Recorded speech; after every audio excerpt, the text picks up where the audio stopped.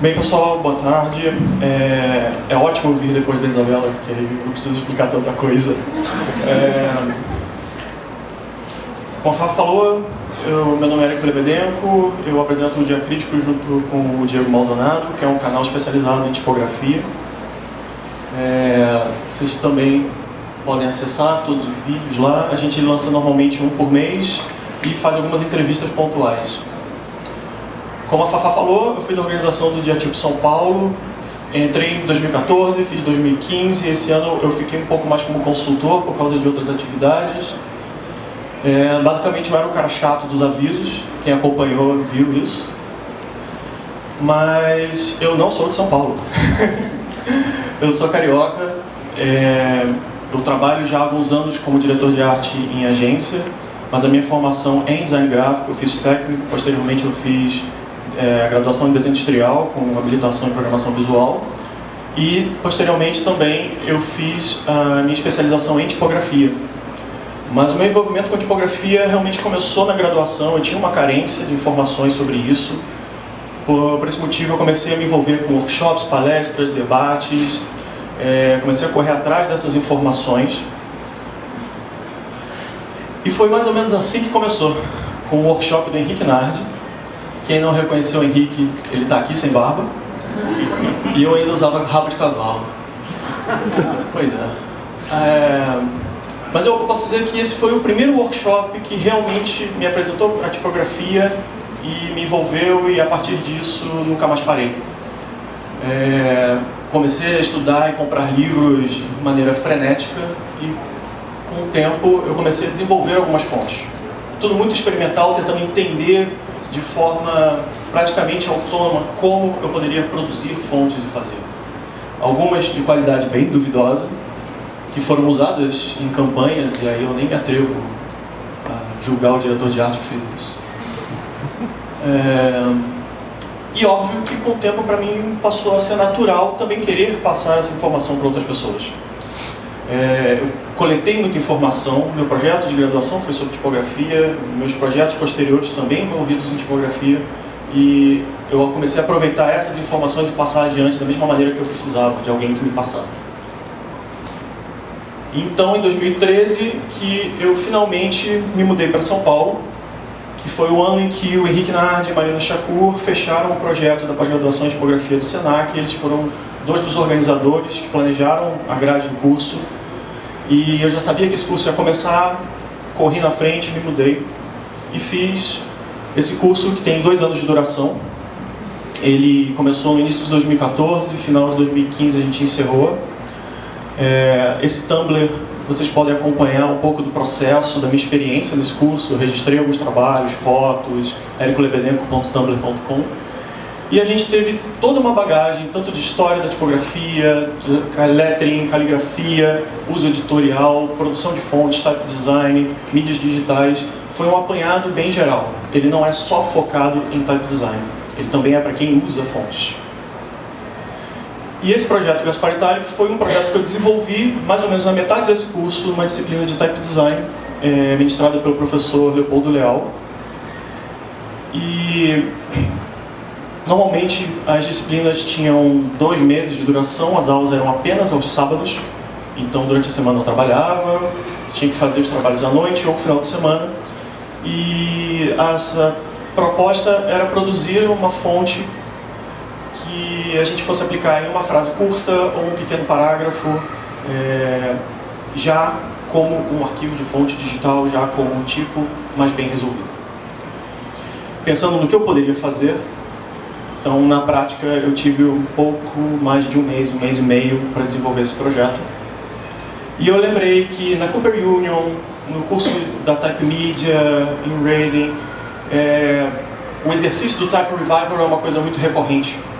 É uma atividade que é utilizada para os alunos aprimorarem uma percepção, aprimorarem o desenho, se acostumarem com as ferramentas digitais de produção de fontes. E eu achei que eu estava vivendo exatamente esse momento. Eu queria aprimorar o pouco conhecimento que eu tinha, e então eu resolvi seguir essa lógica. Só para introduzir uma definição do Lo Celso, que o Type Revival é um ato intencional de recuperar ou reinterpretar tipos antigos para que seu uso em tecnologia contemporânea seja possível. Discutindo isso com algumas amigas durante o curso, uma colega, Milena Melguizo, que também foi do Diatipo, ela achou a ideia bem legal. A gente começou a procurar livros antigos, coisas que foram impressas com tipos de metal, e ela me apareceu com essa Bíblia de 1914, ou seja, era um livro de 100 anos, impressos com tipos de metal em húngaro, porque ela tem um parentesco, a bisavó dela, se não me engano, é húngara, e essa era uma Bíblia que estava na família. Isso é ótimo, a gente não vai conseguir nada melhor do que isso no tempo que a gente tem. A variação tipográfica era interessante, a gente poderia explorar bastante coisa. Dentro dessa proposta, ela resolveu seguir pela criação do tipo regular romano. Ela utilizou o que a gente está vendo na massa de texto. Eu, como sou louco, resolvi escolher as itálicas, porque eu nunca tinha desenvolvido uma itálica. Eu achava que eu precisava entender um pouco esse funcionamento, a construção desse tipo de letra, e eu resolvi fazer essa loucura. Deixa eu ver se vai aparecer. Bem, vou ficar assim até vocês conseguirem chegar. Bem, ela é basicamente uma Didone, com algumas características bem peculiares. Aqui dá para vocês verem. Eu procurei informações históricas sobre a produção do livro, a gráfica onde foi impresso, os possíveis tipos que foram utilizados. As romanas a gente conseguiu algumas informações, mas em compensação as itálicas, isso ficou muito nebuloso. Então eu precisei fazer um trabalho de análise morfológica. Comecei a comparar espécimes, manuais, fontes digitais desse mesmo estilo, para tentar entender a morfologia, e a partir desse conhecimento e das amostras que foram coletadas, e aqui eu posso comentar que a palestra da Isabela é perfeita para vocês entenderem o que é o ideal da coleta dessas amostras, da precisão. Infelizmente eu não tinha como fazer, eu apelei para o scanner mesmo, a maior resolução que eu poderia, ampliei o máximo que eu pude. Então o meu desafio foi tentar interpretar, a partir desse ruído e dessas características existentes nas amostras, o que seria a estrutura e as formas originais, sem esse contorno irregular, sem as falhas de impressão. Como ela mostrou antes, acontecem casos de tipos que estão prejudicados, variações na gravação, etc. Alguns caracteres, por ser um idioma húngaro, não estavam presentes, então eu precisei, a partir dos que já estavam, tentar decifrar como seria essa nova forma. Eu tinha pouquíssimo tempo, então assim que eu comecei a desenhar os primeiros caracteres, eu já começava a imprimir, testar, fazer métrica, revisava, fazia isso nas minhas madrugadas emocionantes, na frente do computador. Durante todo o tempo, as amostras comigo, os impressos ampliados, de modo que eu pudesse entender e consultar o tempo todo o que essa tipografia representava, qual era, vamos dizer assim, a essência desse projeto. Aqui algumas comparações da versão digital e da versão original. Por uma questão de escolha, pensando num público contemporâneo, eu minimizei o contraste das maiúsculas com as minúsculas, eu minimizei os pesos dos acentos, padronizei algumas inclinações, terminais, tentando chegar a uma forma um pouco mais fluida, mais limpa. Obviamente, eu fiz todos os caracteres para húngaro e outros diacríticos para outros idiomas e alguns recursos OpenType. Aqui o set final desse exercício. E, por um acaso, no ano seguinte, abri as inscrições para a 11ª Bienal de Design Gráfico da ADG. E eu pensei, por que não? Vou mandar junto com outro projeto e a gente vê o que acontece. E, para minha surpresa, esse projeto apresentado, a Gaspar Italic, foi selecionado, e não só selecionado, como foi escolhido como destaque entre os trabalhos acadêmicos. Aqui sou eu ganhando meu troféu invisível. Ricardo Leite Lealaia. Aqui eu posso provar que ele não era tão invisível assim. Mas foi ótimo, todas as fotos eu saí assim, segurando nada. E durante esse processo, durante esse trabalho, eu fiquei com essa pulga atrás da orelha sobre type revivals, querendo entender um pouco mais, porque na literatura brasileira de tipografia, a gente não tem muito esse tipo de informação. Normalmente se comenta que existe os type revivals, se comentam algumas fontes digitais que são revivals, mas não se fala muito sobre o processo ou como se definir isso. Eu cheguei com essa loucura para o meu orientador, que foi o Rafael Neder, e ele topou a ideia e a gente começou a desenvolver um projeto de TCC na pós-graduação, foi uma pós-graduação lato sensu, sobre esse tema. Então, a minha proposta era investigar o processo desse resgate do Type Revival presente no design de tipos e na criação de fontes digitais. A nomenclatura que eu estou usando aqui eu vou explicar um pouco mais, mas o que acontecia foi, durante as pesquisas e minhas conversas com os orientadores e a coleta de informação, eu percebi que eu precisava de uma nomenclatura apropriada, já que o assunto não era muito abordado na nossa literatura tipográfica. Eu precisava destacar quais eram as principais características, os procedimentos mais recorrentes, os limites de um projeto dessa natureza e se essas informações poderiam servir como parâmetros para a criação de fontes digitais. É nítido para qualquer um aqui que desde o surgimento do processo de impressão com tipos móveis até as fontes digitais contemporâneas, nós podemos perceber características que estão presentes nas formas das letras, nos tipos, que são reflexo do momento histórico, cultural, da criação ou do uso ou da tecnologia que foram utilizadas. Mas de tempos em tempos é recorrente uma releitura ou uma inspiração, por assim dizer, em modelos já muito mais antigos, por uma questão talvez de tradição no meio tipográfico ou uma necessidade do usuário em reconhecer formas mais tradicionais e por ele já conhecidas. Então, o conceito de resgate, seja a nomenclatura que o autor utilizar, porque vários livros apresentam variações, seja estético, histórico, tipográfico, é um motivador para a criação de novos tipos.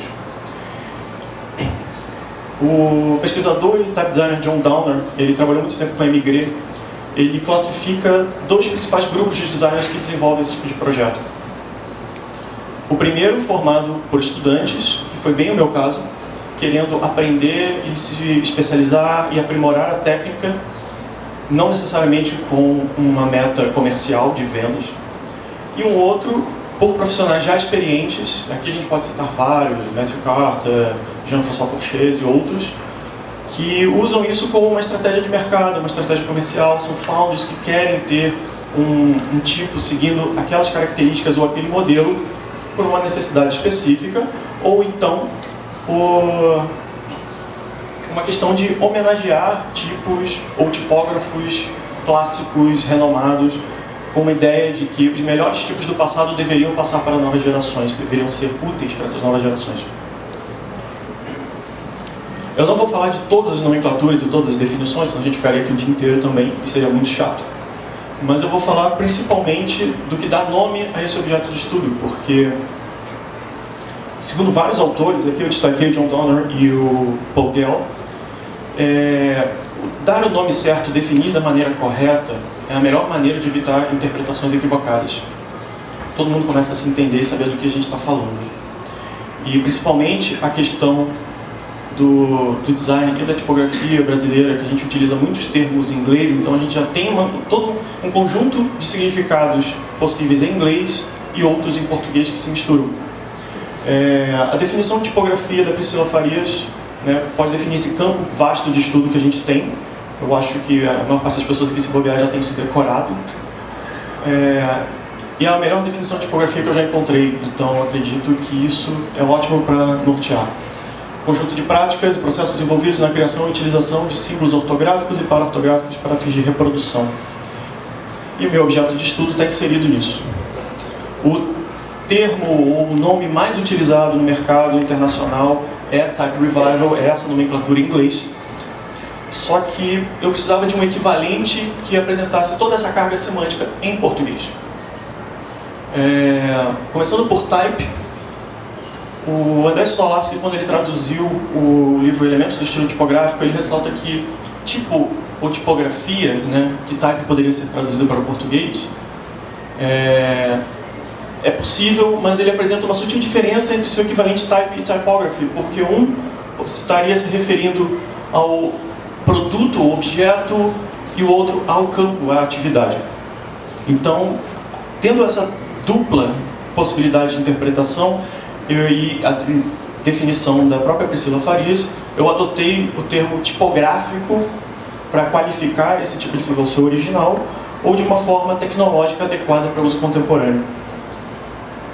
E aí, como é que eu consigo definir algo que é tão subjetivo, que existem tantas variações e tantas possibilidades de interpretação na prática, no trabalho? Eu analisei os discursos projetuais de vários profissionais, de alguns casos, coletei informações teóricas dos poucos livros especializados no assunto e documentações. Eu vou passar isso bem rápido e bem ponto a ponto para a gente tentar ter um tempinho no final. Existem dois fatores que são primordiais e imprescindíveis para qualificar qualquer projeto como um resgate tipográfico. E eles se convergem: o fator histórico e o fator tecnológico. O fator histórico, ele pode ser caracterizado por uma dualidade histórica. Ele apresenta o momento histórico em que o original é produzido ou utilizado, é o momento em que o autor cria aquele projeto. E o segundo momento histórico é onde se propõe ou se realiza o resgate tipográfico. Esses dois momentos não podem se sobrepor, é óbvio, porque desqualificaria completamente, seria uma simples cópia. E se eles forem muito próximos, se não houver um distanciamento histórico mínimo necessário, ele simplesmente passa a ser uma adaptação e não um resgate tipográfico. Juntando isso com um fator tecnológico, é óbvio, é a tecnologia envolvida na criação do seu original ou utilização e a tecnologia utilizada no seu resgate, na nova fonte. Se for a mesma tecnologia, não faz sentido, também, novamente, uma cópia. Se for uma tecnologia muito similar, próxima, ou de um momento histórico conjugando os dois fatores, for uma diferença muito sutil, muito pequena de tecnologia e não houver esse distanciamento histórico, é simplesmente uma adaptação. O Alejandro Lo Celso, ele comenta que essa ideia da adaptação muitas vezes é confundida com o resgate tipográfico, e isso acontece de modo recorrente em momentos diferentes. A ideia do Gutenberg adaptando o modelo, o manual das letras góticas dos escribas da sua época para uma nova tecnologia, mas ele tentou replicar aquilo que já era utilizado, já era feito no seu momento. Então o que ele fez na realidade foi uma adaptação de uma tecnologia para uma outra muito próxima naquele mesmo momento. Coisas parecidas aconteceram da mudança dos tipos móveis para a composição mecânica da fundição a quente, composição quente, da fotocomposição para o digital.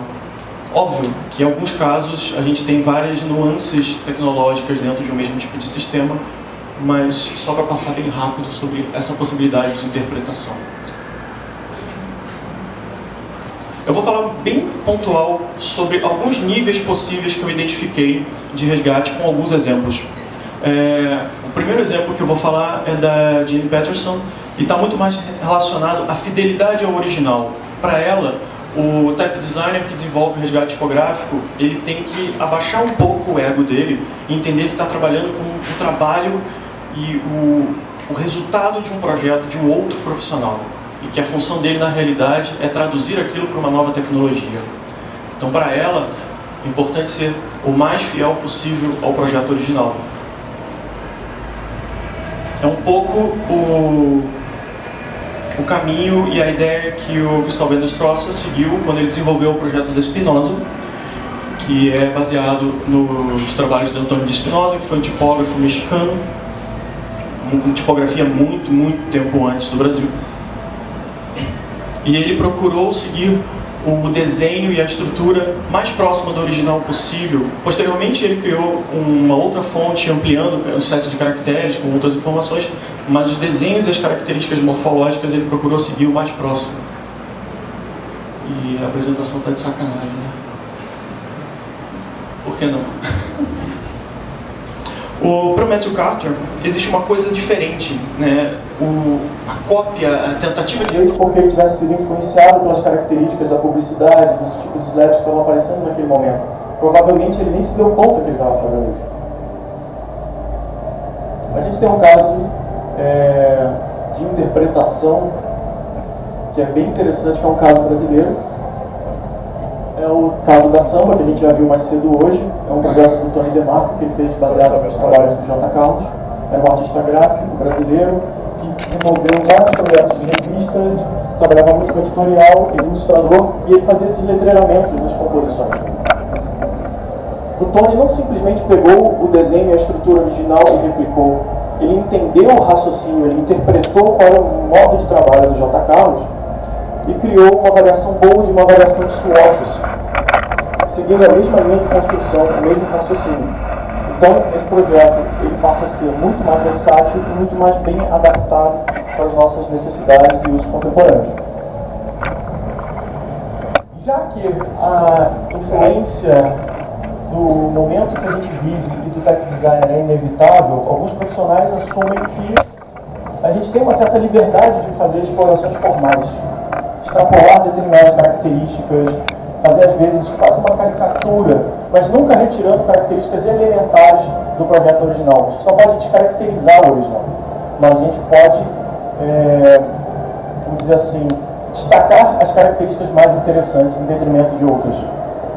A Mrs. X é o caso da Susana Lico, da Emigré também, que ela fez baseado nos tipos de Baskerville, e segundo ela mesma, ela seguiu um caminho que não era comum. Ela preferiu escolher características que normalmente eram relegadas. Mesmo assim, se a gente comparar os originais de Baskerville com a fonte digital, a gente consegue reconhecer essas características ali. A essência da tipografia está presente. E óbvio, sendo uma fonte digital, ela ampliou o set de caracteres, ela ampliou o peso dos estilos para que fosse possível o seu uso contemporâneo de forma mais adequada. Essa ideia de liberdades em cima de um resgate pode ser bem problemático. Durante o século XX, teve um boom de fontes e clássicos revisitados, talvez por uma estratégia de mercado, talvez por um saudosismo, mas muita coisa estranha foi feita nesse período. O caso das Garamonts. 50 milhões de Garamonts pelo mundo é um ótimo exemplo para isso. Nem todas são boas, nem todas são Garamonts, nem todas sequer têm uma proposta de Type Revival. Um dos casos mais polêmicos é o da ITC Garamond, do Tony Stump. Alguns consideram que é o pior estilo de Garamond já feito, a pior fonte de Garamond, porque, no caso, na época, a ITC trabalhava muito com tipos para publicidade, tipos de display, e ele tentou fazer uma releitura, uma adaptação do Garamond para esse meio. Então, ele adaptou muito as formas das letras. As suas proporções foram alteradas, as alturas, descendentes, contrastes. No final das contas, a opinião entre a comunidade tipográfica foi que essa fonte não era uma Garamond. Se descaracterizou completamente. Indo mais a fundo, se descobriu que não era nem os tipos do Garamond, eram os tipos de Jean Janon, que por muito tempo foram atribuídos ao Garamond erroneamente. Então, é um projeto confuso em vários níveis. Isso aqui eu coloquei porque a ideia da inspiração não necessariamente é um resgate tipográfico.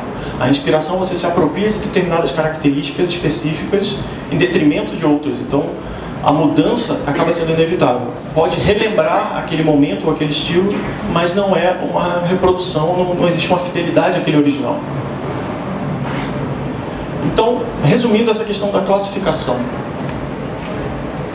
Existe um primeiro momento, que é o momento histórico da criação do projeto original.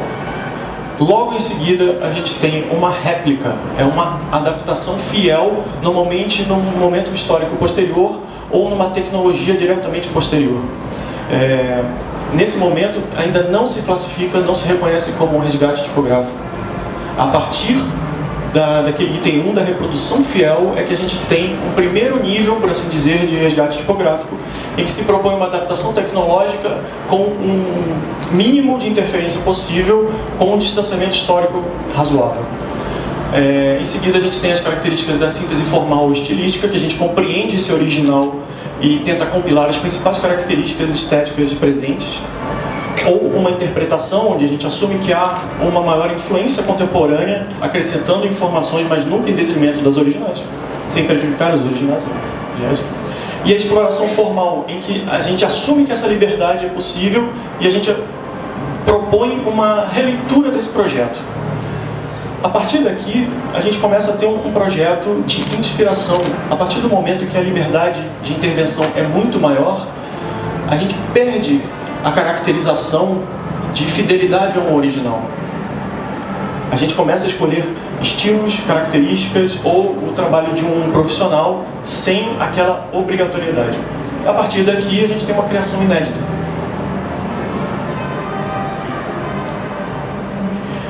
Eu não vou listar todas as características, eu vou só comentar algumas. Existem 3 áreas de informação que precisam ser coletadas para o desenvolvimento de uma fonte digital de resgate tipográfico. A gente precisa entender qual é o material de estudo. Quais são as suas amostras? Você vai analisar um livro impresso, os tipos, as matrizes, como a Isabela mostrou, e lá na fundidora ou num catálogo. Existem várias opções. Normalmente, os documentos impressos, os livros ou espécimes são os mais utilizados. A gente precisa entender qual era o sistema utilizado nesse original. Era fotocomposição? Era tipo de metal? Era linotype? Era monotype? Era uma composição manual? Qual o momento histórico que isso foi desenvolvido e o modo como isso era impresso? E a historicidade? E aqui é um conjunto de fatores culturais e sociais. É a biografia do criador, é o contexto histórico que ele vivia, a sociedade, o período, quais eram os ideais filosóficos daquele momento. Tudo isso pode interferir, ou melhor, auxiliar na criação de um projeto dessa natureza. E analisando casos e comentários de designers, eu cheguei a esses 4 passos. Começou lá com o Ian Morris e vários outros profissionais desenvolveram isso, que são os 4 passos principais para o desenvolvimento de uma fonte digital de resgate tipográfico. Primeiro passo, a pesquisa desse design original, a seleção das melhores amostras, definir o porquê você vai fazer um trabalho de resgate com aquele original. O segundo, a ampliação dessas amostras e o desenho.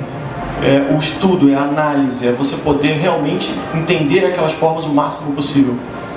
Aí sim, passar isso para o computador, fazer todo um projeto de vetorização, padronização anatômica, equalizar as características e inconsistências que possivelmente podem ser encontradas. E por último, um conjunto de práticas que visam a adaptação desse material para uso contemporâneo, validação com o original e a finalização dessa fonte. Porque, óbvio, é um resgate tipográfico, a gente tem um original e por mais que a gente interfira, ele precisa ter um nível de fidelidade razoável ao seu original.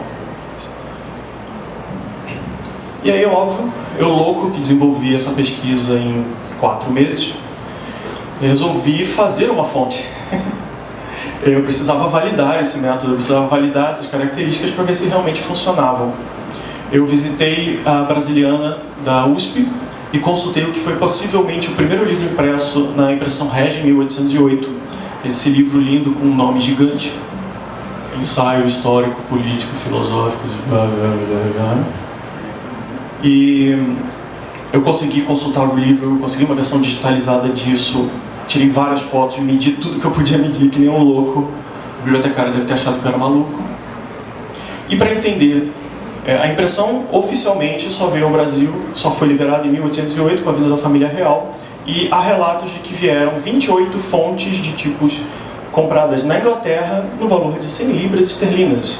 Possivelmente com um prelo ou 2, algumas divergências sobre a quantidade de prelos. Selecionei o máximo que eu pude, selecionei as romanas para esse exercício, algumas características que eu acreditei que eram mais próximas de uma estrutura original, que se repetiam com mais frequências. Comecei a fazer vários esboços, análises, desenhos, tentando entender as variações, tanto da deformidade quanto do que poderia ser a estrutura original.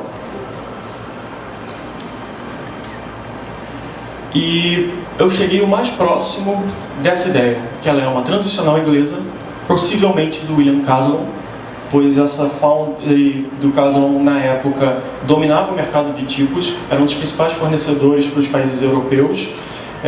Já havia a descrição da compra na Inglaterra e o Caslon comprou muitas fontes, muitas matrizes e tipos de outras fundições inglesas e praticamente dominou todo o mercado. Infelizmente, eu não pude chegar a um documento que existe na Torre do Tombo, em Portugal, que comprova a compra de vários itens ingleses para a tal setor da realeza, porque essas fontes elas não iriam para a impressão régia, elas iriam para uma espécie de Ministério das Relações Exteriores. E na fuga da família real, eles realocaram esse material para Nau Medusa e isso veio para o Brasil. Então eu precisava de uma pequena fortuna para poder adquirir os documentos digitalizados. Fiz um pouco daquele processo que outros profissionais passaram de selecionar a amostra, tentar entender as deformidades, as características, redesenhar isso, vetorizar e tentar fazer isso funcionar digitalmente para um público atual. Ela ainda está em desenvolvimento. Eu fiz só um set limitado, só com alguns caracteres, para poder validar o método. E se tudo der certo, ano que vem eu fecho essa fonte para lançar. Mas para mim foi uma experiência positiva. Eu acredito que sim, aquelas informações são úteis, são importantes, e quanto mais informações coletadas, melhor vai ser o nível de qualidade de um resgate tipográfico. E só para encerrar, um pouco do porquê desse título e dessa imagem enigmática no início. A imitação normalmente é vista como uma coisa ruim, mas a imitação é o primeiro passo para o aprendizado. Artistas copiam quadros de artistas famosos, eles querem pintar como aquela pessoa. Alguns chegam a um nível que fica até difícil de entender qual é o original e qual é a cópia. Mas a partir do momento em que essa imitação, esse jogo de tentar fazer igual, chega no mesmo nível, um nível próximo, as suas próprias características são colocadas ali e você vai ampliando o seu ângulo de visão. Você consegue fazer coisas novas e a mais. Então, a imitação, em alguns casos, realmente pode ser algo prejudicial, mas ela serve para aprender. E é isso, gente. Muito obrigado.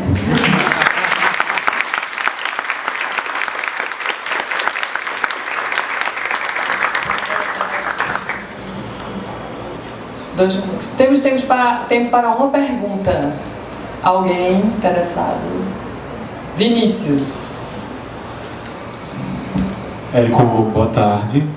Mais uma vez, obrigado por enfim, estar aqui. Uma dúvida que eu tenho é como você consegue acabar mantendo a característica da fonte, fazendo pequenas alterações para que aquilo não vire o que aconteceu com a Garamond que você mostrou. Como que você vê isso? Como que essa adequação funciona sem perder as principais características da fonte? Primeiro, desmistificando uma coisa que é pensado sobre os revivals. Nenhum revival, por mais que tenha que ser fiel, é 100% igual ao original. Nunca vai ser. Porque existe um conjunto de adaptações visando uma nova tecnologia que precisam ser feitas. Muitas vezes é a proporção do tipo, da altura, alguns ajustes de compensação, coisas que são feitas porque na época foram projetadas para um processo de impressão e de reprodução que hoje em dia é diferente. Então, sempre vai haver uma pequena mudança. O que acontece é que essa mudança precisa manter as características originais das suas proporções, ou vamos dizer assim, que é o que a maior parte dos type designers falam, né? A essência, o espírito, mas isso é muito subjetivo. O principal é você entender qual era a proposta daquele tipógrafo, qual era a proposta daquele projeto, daquele tipo, como aquilo era utilizado, o seu contexto, para poder entender qual a melhor maneira de manter aquela proposta viva numa tecnologia atual. Se a gente pensar então, hoje em dia, que a gente tem os recursos OpenType, a gente pode ter swashes, caudais, alternates, tanto que algumas letras, por exemplo, eu encontrei uma cedilha que no C, a cedilha se encontra na ponta do traço, da curva do C. É quase como se fosse um logonê. Não é a cedilha tradicional que a gente reconhece encaixada no meio e embaixo. Mas isso era comum para aquela fonte, naquele período, para aquele uso. para a maior parte dos usuários hoje em dia isso é um pouco incômodo, é estranho. Então, talvez seja uma opção manter aquele desenho como alternate dentro daquele set completo de caracteres e ter um desenho um pouco mais próximo do que seria aceito hoje em dia. Então, a gente consegue sim manter características do original, mas também fazer isso de um modo que o público hoje em dia possa usar, os usuários, os designers possam usar sem causar um estranhamento. Porque também não adianta fazer um resgate de uma fonte que ninguém vai usar. Obrigado.